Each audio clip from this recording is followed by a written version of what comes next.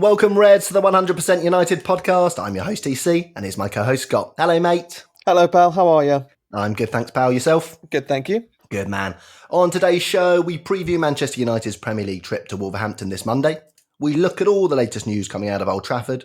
And finally, we review tonight's 2-0 victory for the United Under-23's against Reading. First, Scott, Ole was his usual positive self in his press conference today. What were your main takeaways? Yeah, just his positivity is infectious, isn't it? It made everyone in a good mood. I think the fact that now we know Alexis Sanchez isn't rotting in the reserves, he's actually got a place in Ole's squad. Yep. And let's see where we go from there. Yeah, so he did say he hasn't been put in the reserves. We will actually go a little bit deeper into Sanchez after we go through the press conference.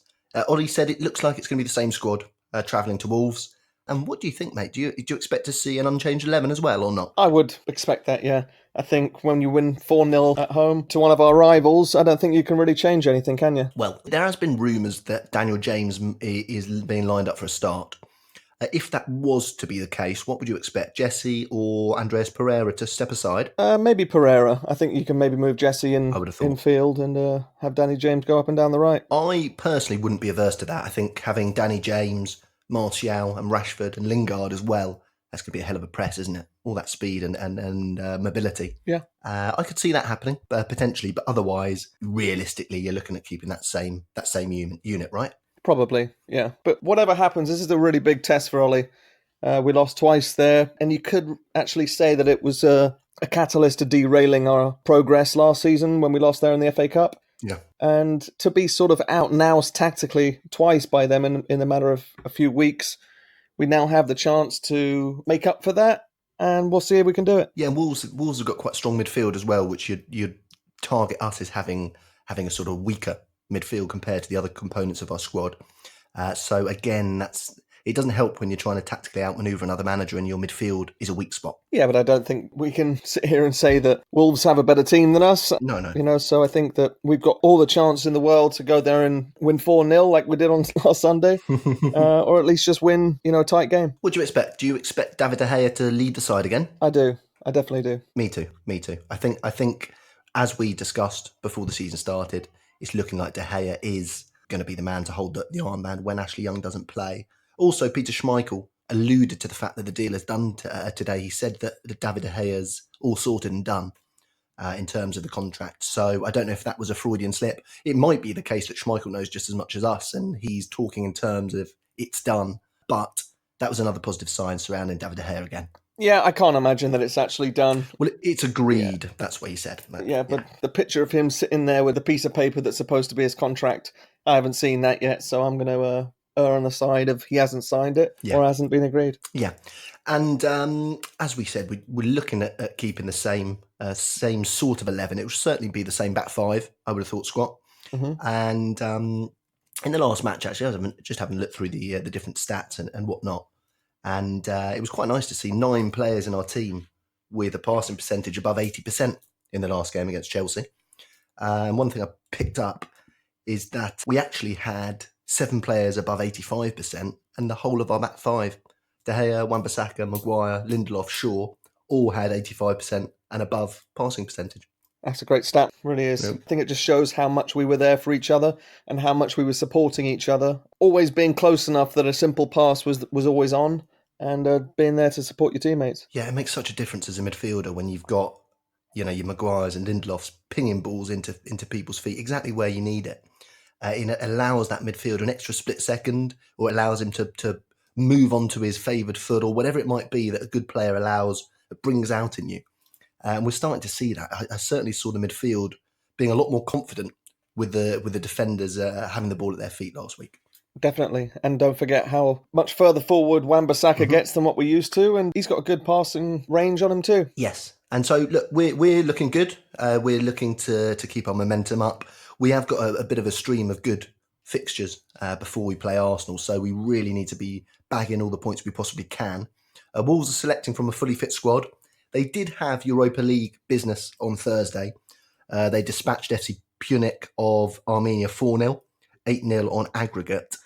I wouldn't have thought it'd affect them too much, to be honest with you, Scott. They made 9 changes from their match against Leicester, which they began the Premier League season with a 0-0 draw.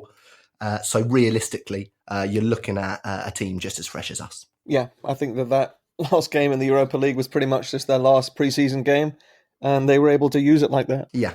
And so what were you thinking, mate, in terms of a score prediction? First thing I'm hoping for is a clean sheet, pal. I think that we're going to really gain a lot of confidence with the more clean sheets we get. Can I interject? Did you hear about Harry Maguire saying that at 3-0 and 4-0, he was marching around the pitch telling everyone they still need a clean sheet? I did not hear that. Superb, That's the right? kind of stuff you love, right? Yeah. It is and absolute stuff I absolutely love. I remember back in the 90s being annoyed, especially when Peter Schmeichel conceded a goal late. We might be winning 4-0. He conceded a goal late. I think, bloody hell, Schmeichel's clean sheet's gone. Yeah. That's what you want about United. You want it all. You want to aim for it all. And if you just get a double of Premier League and FA Cup, then you're happy. But we always want to aim for it all as United. And I like that. That is a great piece of insight from you, pal. So what are you going for in terms of the score? I'm going to go 2-0. I'm going to be optimistic, go 2-0. I think Martial, Rashford are going to continue their good form, and we're going to win 2-0. Super. So same as last week. 2-0, Rashford and Martial. It's a bit of a safe one, that, isn't it, going for your two strikers and scorers? But I will say you were successful last week, Scott. I mean, it's better than predicting Greenwood and Maguire and getting completely wrong, right? I'm doing Maguire again this week. Don't you worry about that, mate. I won't do Greenwood, but I'll do Maguire. It'll be fine. Away from a corner. What's your score prediction? My score prediction is 3-1. All right. 3-1. Scorers? 3-1, moving on to a 4-1 maybe. 3-1 scorers. Okay. I'm going to go Maguire, Pogba, Martial, I think, bud. I have to do Maguire again, but this is the last week of it, okay? Another little word on the United Wolves game. We've got a John Moss as referee. I just have to flag up a penalty alert here because in the last 3 games that John Moss has refereed us, one of them, the United Cardiff game, he gave a penalty against us. The game he ref before that on the 10th of March against Arsenal when we lost 2-0, again, he awarded a penalty against us. So the last 2 games he's refed of us, he's given a penalty against us. And then 29th of January, the first points we dropped under Ole against Burnley, 2-2 draw, he gave a penalty to us. Mm-hmm. So that's 3 out of 3 penalties for John Moss. So expecting a possibility of a penalty on Monday. Maybe. That one at home to Burnley last January, I don't even think it was a penalty.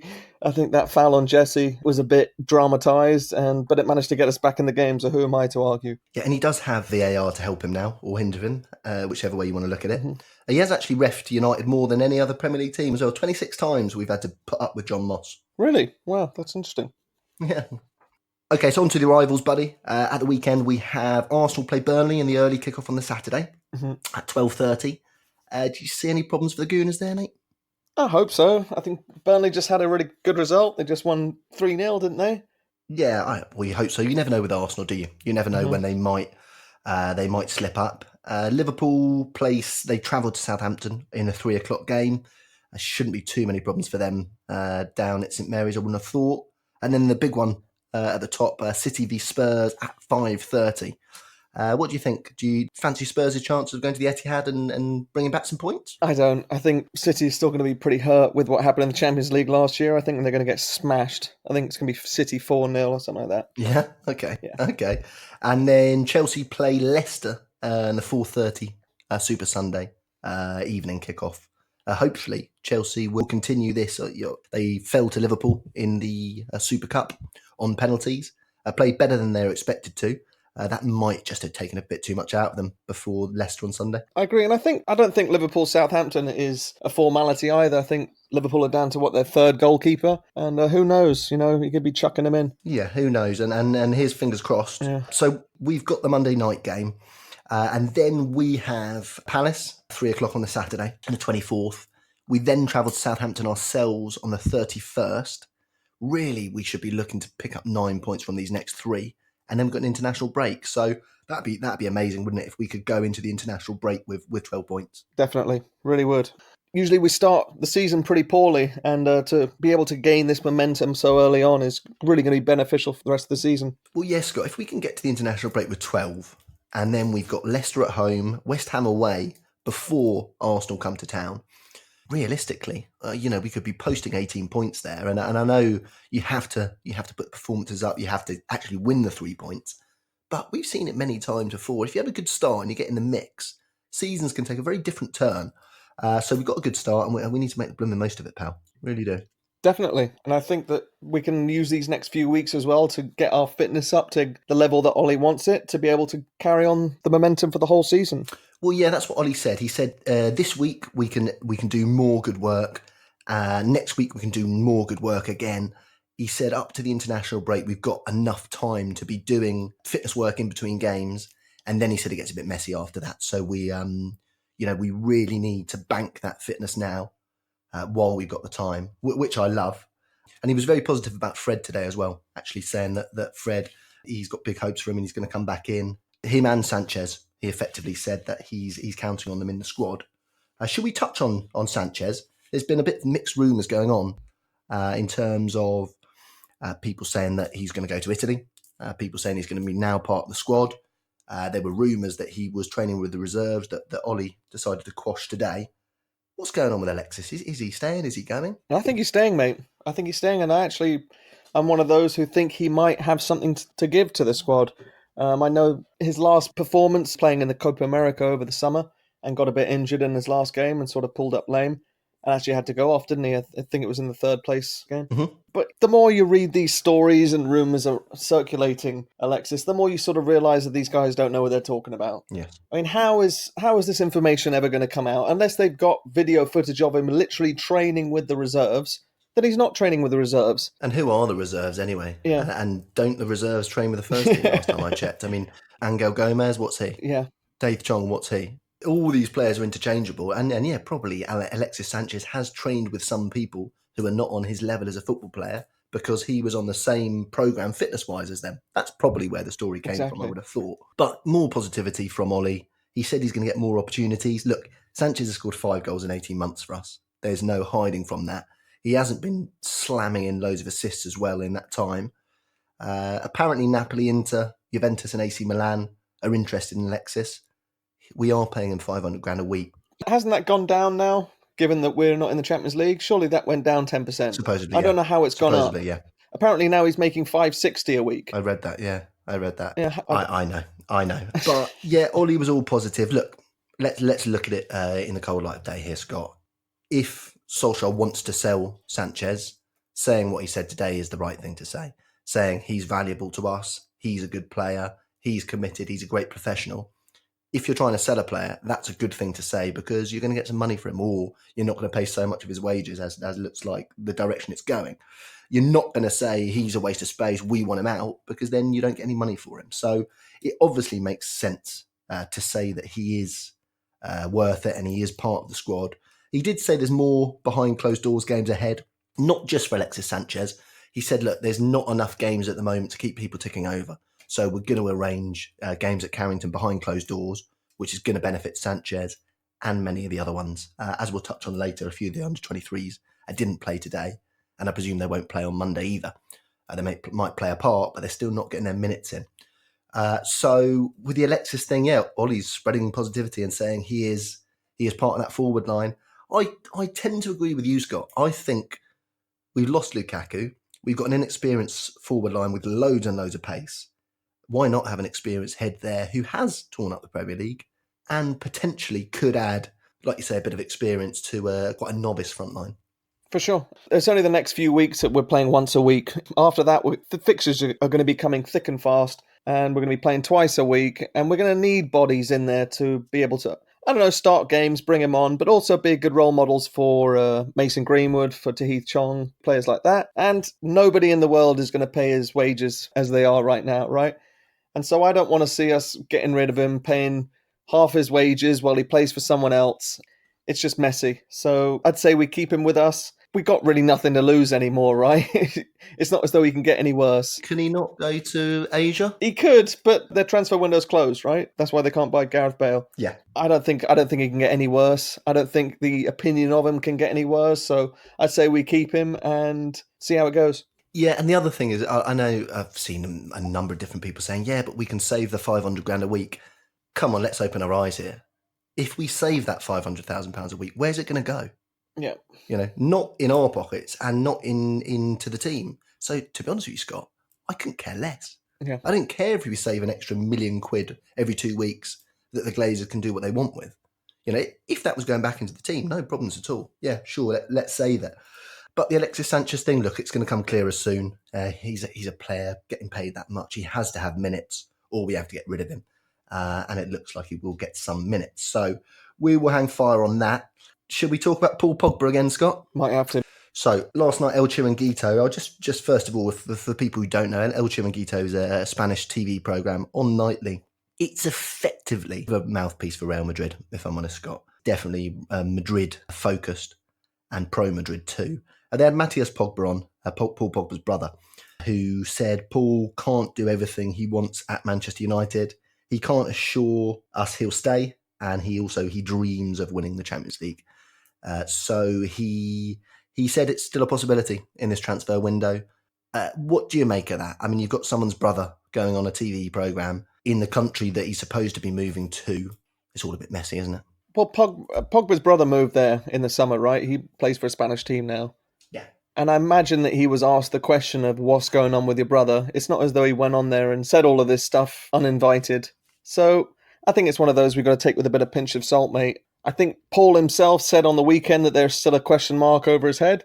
And I think that's the question mark. So listen, I'm a lot less worried than I was a few weeks ago that we're going to lose him. I'm a bit more confident. In fact, I'm a lot more confident that we're going to keep him. And I think we just got to ride this wave out, mate. It's only a couple more weeks before the everything slams shut. And I don't think Real Madrid have half the amount of money we want for him, let alone all of it. And I don't think they have half the desire they did either, Scott. I know we talked about this months ago. We were messing around, weren't we? I was saying, careful what you wish for. You'll end up back in bed with Jose Mourinho, only a different bed, the Real Madrid bed. Mm-hmm. And it looks more and more likely. It really does. Zidane's not looking like he'll last there. Look, football is littered with stories where someone looked like they were going to leave. Things turn around and they end up staying, or it looks like they're going to go, and vice versa. You never know. And I think the Madrid hesitancy is because they don't know who's going to be in charge of their club at Christmas, and they don't know whether that person will want Pogba or not want Pogba. Yeah, I mean, I think it's taken Zidane a couple more months to realise that Perez is the one that runs that club, and no matter how much freedom you're given as the manager, you don't have the final say. And it's a huge mess, mate. It really is. And the more I sit here and think about it, the more I wonder what would Paul Pogba want anything to do with it, because it's just a huge mess. They must have almost burst Zidane's bank account at the seams to get him to go back. Yeah. After what he did before, they must have absolutely terminated the seams of that bank account. They really must have. And there's no other way around it. No, and I'm telling you, they gave him a blank check, right? And they said you can go and spend 500 million on whoever you want. But again, they thought that they were going to at least recoup something by selling Bale or Isco or Rodriguez, one of those, and none of that's happened. So well, it's because they're taking the mick, Scott. They think they can just take the mick, and clubs have wised up to it, and they're just like, no, we're not going to do it. So it's good to see. As you say, mate, it's got a bit quieter. We can breathe a bit more peacefully, and just let's get to 2nd of September. Yeah. One person that would be good to get a move is Marcos Rojo. Fenerbahce has been rumoured that he will go there on a loan. Now, we turned down a loan to Everton because we wanted to sell him, but we're willing to listen to Fenerbahce. Well, there's one point that the papers and everyone's not really talking about is that we can still sell players. People are saying, oh, we didn't get rid of the Deadwood. Well, we still can. We can still sell players for the next 2 weeks. Yeah. So any Deadwood that we want to get rid of, we don't have to sell to the Premier League, which is a bonus. Marcos Rojo to Fenerbahce is about time, isn't it? Realistically, probably is. Yeah, probably is. I think his time has come to the end. At times, he looked like he was our new sort of Gabriel Heinze, didn't it? Mm-hmm. The guy who'll smash everyone up and get us on the edge of our seats, not through his skill, but through his passion and his aggression. But it looks like it'll probably end in a similar vein to Gabby Heinze himself. Little interesting one that we touched on when he signed, actually, Scott, Daniel James. Remember we were chatting about how he almost signed for Leeds in January? Yeah. When he first signed. Well, he's actually featured in Leeds' new documentary, Dare to Dream, where he actually, and I know we always have this discussion, I had to laugh at it. We always have a discussion, Scott, that unless we see someone holding the shirt, then it's not a done deal. Well, Daniel James was holding the Leeds shirt in January. There's pictures of him, number 21 shirt. He passed his medical. Leeds had signed the contract. Danny James had signed the blooming contract. And Swansea had a problem. Hugh Davis, I believe, and Adam Levine, the American owner, they had a difference of opinion. They weren't really communicating by the looks of things. and Daniel James was left in limbo, basically at Ellen Road, with everything signed apart from Swansea. Incredible, right? Unbelievable. Yeah. You just couldn't make it up.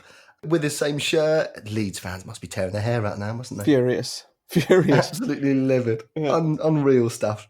What a story, eh? Yeah. Brilliant stuff. And if Harry Maguire hadn't realised what it's like to be a United player yet, he probably will start to get the gist. The Daily Mail headline today was Harry Maguire visits Costa. Oh, yeah. Cool. Has a coffee. I mean, that is the most mundane, normal thing that anybody could possibly do. Front page news. And that's a headline. Yeah. He visited Costa with his brother Lawrence. What a day. Unbelievable. Oh, what do you make of the rumours that he turned down £278,000 a week from Man City to join us? Well, I like them. Mm-hmm. I like them very much, Scott. Good, me too. I don't know the truth in them, but what I do like is Maguire. He's got the attitude where, I don't know for certain, I'm just looking from the outside here, but he's got that attitude where I believe Harry Maguire wants to be one of those players we want. He wants to be one of those players who puts United back on top. He's put it in his mind. It's his responsibility. He doesn't want to come here and hang on to someone else's coattails and win some trophies. I believe Harry Maguire wants to lead us back to the top, and that I just can't get enough of it. Yeah, I definitely agree with you there, pal. It's really, really good. It's getting me emotional, even talking about it. Well, let's stop. Before we go on to the under-23s and their lovely victory tonight, third kit was released today, Scott. Black number. We've had some lovely black kits throughout the years. There's sort of a rose pattern in the shirt, pointing back to our FA Cup win back in 1909. Very similar to our shirt a couple of years back, with that sort of Adidas early 90s pattern in it, Scott. Quite nice looking. What do you think? It's all right. It's very similar to the shirt we had back in 2015, our first year with Adidas. It's just not as nice. Yeah. But it's definitely better than that beige number, so I'm not going to complain. Yeah. And just so you know, Scott, if you do want to get one of your goalie shirts with the cup numbers on, they're doing it this year for you. So there you go. Oh, I've seen that, but there's no yellow one. There's not, and you can't get the proper shirt with the proper numbers again, which is just bizarre. It's crazy. Stuff. Absolutely crazy. You can't get the authentic goalkeeper shirt, right? You can only get the replica. Yeah, exactly. Bizarre stuff. Anyway, mate, brilliant stuff tonight. United victors under-23s beat Reading 2-0 at the Lee Sports Village, coming off the back of the 5-0 win against West Brom. Neil Wood, Quentin Fortune, the new bosses there. Unchanged lineup: Kovar, Laird, Williams, Brandon Williams skippering the side, O'Connor, Barnard, Garner, Bigmal, Levitt, Mellor, Galbraith and Ramazani, leading us to a 2-0 victory. No, you're very impressed with them tonight, mate. What were your takeaways? I thought we were really good. James Garner is head and shoulders above everyone else in that league. He is having a laugh. He's unbelievable. I thought Arnaud Puigmal was really good on the right as well. Superb. I think we did pretty well. The right back we had, Laird, he went off injured halfway through the first half, and they brought on the young Italian defender we have, Luca Ercolani. Yeah. I thought he was pretty good too. I thought it was a pretty good performance all round by everyone. Yes, it was good, mate. It was 44 minutes before Reading had a shot on target. Mm-hmm. We took the lead through Mellor again, 2-2. Cheeky little half volley. Will Garner claim the assist for that one? He's got to. Just about. Yeah, so really nice finish from Damani Mellor. And Garner got another goal himself. I said to you, Scott, we're going to have to stop comparing him to Michael Carrick if he keeps on banging them in on a weekly basis. I mean, that's just not right. 3-2 for Garner. Yeah. Damani Mellor with the assist. Scored and assisted each other. Beautiful. Really, really good stuff. So 2 out of 2 for the 23s. And look, this 23 squad, it was lacking a lot of first teamers too, who have been released from this 23 squad into the first team. I'm actually going to go through a cheeky skeleton squad for the 23s in a second. But first of all, Scott, you've got man of the match for me for the 23s. That's got to be Garner, doesn't it? Every day of the week. Yeah, just class. Every day of the week. Absolutely superb. And he's 18 years old.